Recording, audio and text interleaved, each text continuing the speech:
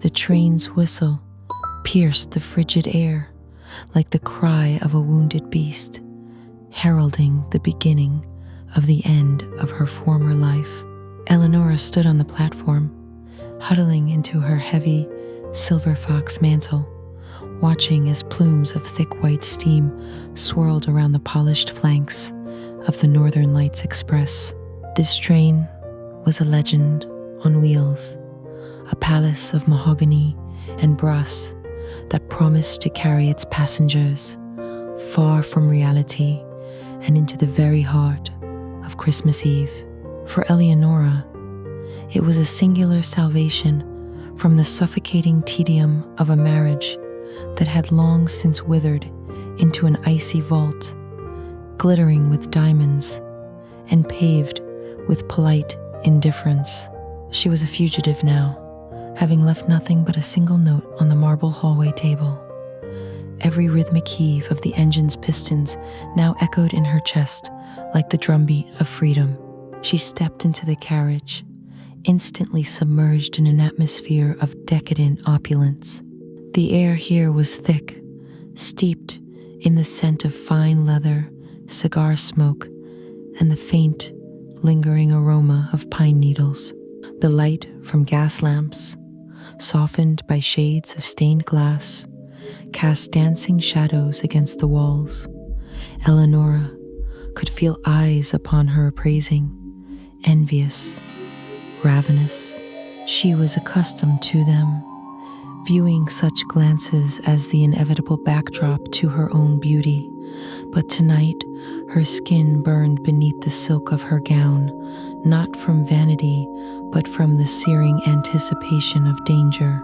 It was then that she saw him for the first time. He stood at the far end of the corridor, leaning against the wall with the effortless grace of a predator lying in wait. Tall and clad in an impeccably tailored overcoat, he seemed an inseparable part of this world of shadow and gold. His face was obscured by the brim of his hat, yet Eleanor felt the physical weight of his gaze. This was not the polite, hollow stare she had grown accustomed to in high society salons. It was a gaze of defiance, dark and deep as a starless winter night, promising not solace, but a storm. She hurried to the sanctuary of her compartment, but her heart had already lost its rhythm. Her compartment was a jewel box, lined in navy velvet. Eleanor shed her furs, revealing a gown the color of deep burgundy that clung to her curves like a second skin. She moved toward the window.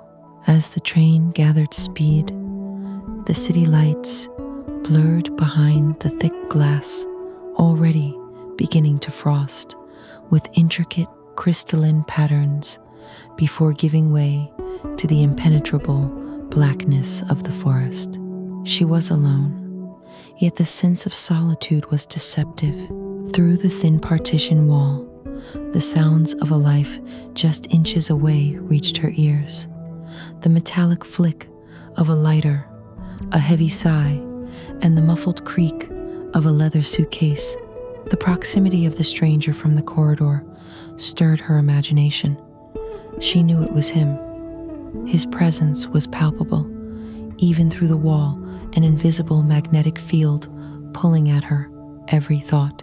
She pictured him shedding his overcoat, imagined his hands touching the very same fixtures as hers, only from the other side of a mirrored reality.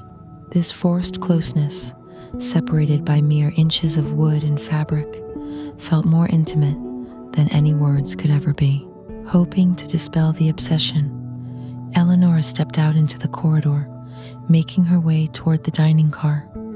The door to the adjoining compartment opened at the exact same moment as hers. They collided in the narrow passage. For a fleeting second, the world shrank to the dimensions of their bodies, nearly touching in the cramped space. She caught the scent of his cologne sandalwood, cold metal, and something else, unsettling and alluring. He stepped back slightly to let her pass and tipped his hat, his eyes, the color of dark obsidian, locked onto hers. There was no civility in this silent exchange, only the mutual recognition of two lone wolves meeting on the same trail.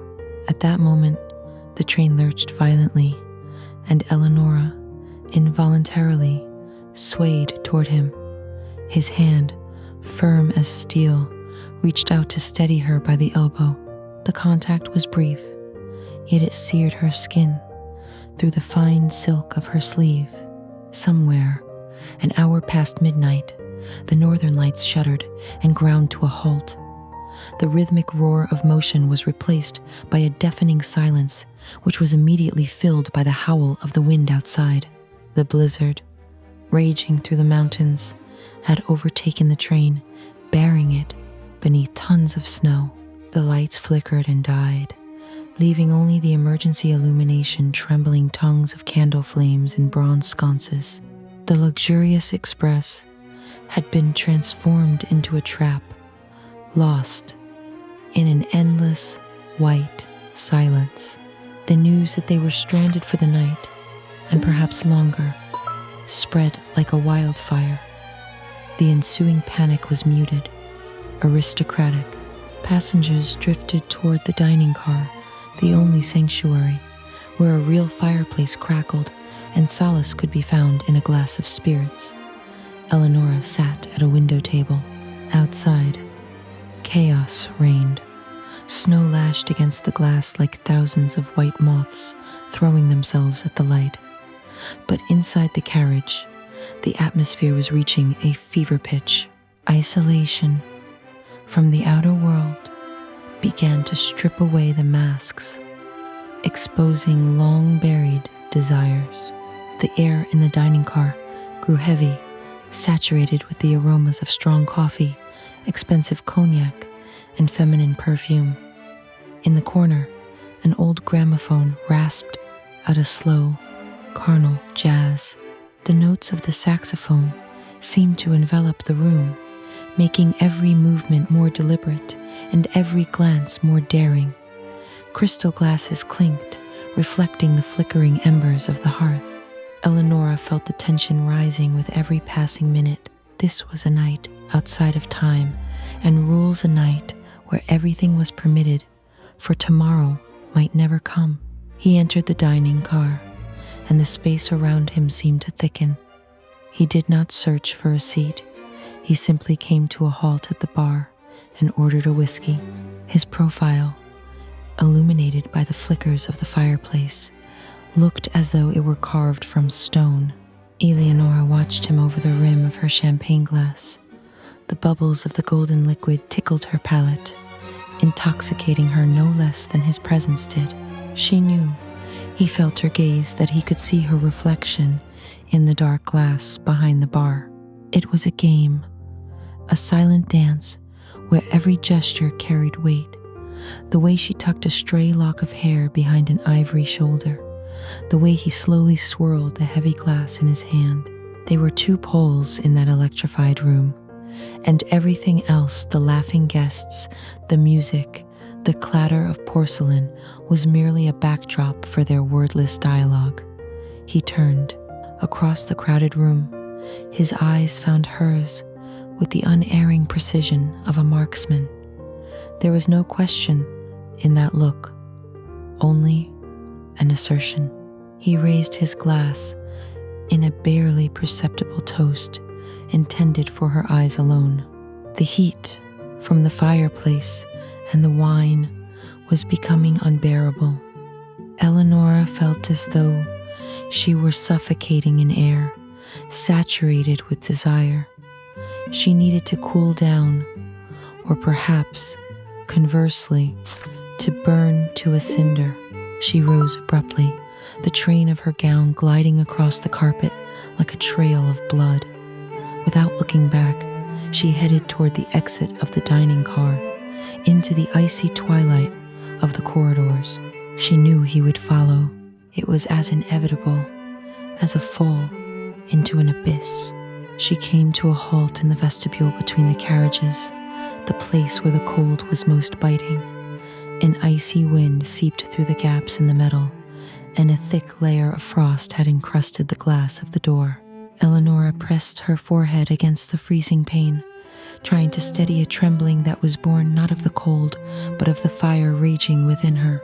From behind came the sound of a door sliding open, followed by heavy, measured footsteps. She did not turn around. He drew so close that she felt the heat of his body against her back, a sharp contrast to the chill radiating from the window.